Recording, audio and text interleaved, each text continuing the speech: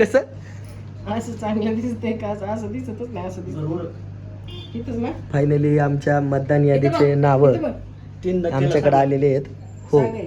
हा बरोबर सही करायचा आणि आपल्या सरांकडे हा फोटो बिटो लावून सगळी पूर्ण माहिती भरून असा जमा करायचा आणि ऑनलाईन अपलोड करायचा. मित्रांनो आपल्या तालुक्याची यादी मतदार यादी आलेली आहे. अशा प्रकारे तुम्ही फॉर्म वगैरे भरून पेन ऐ ऐ बाहेर गिऱ्हाईक आलं की बघत आहे.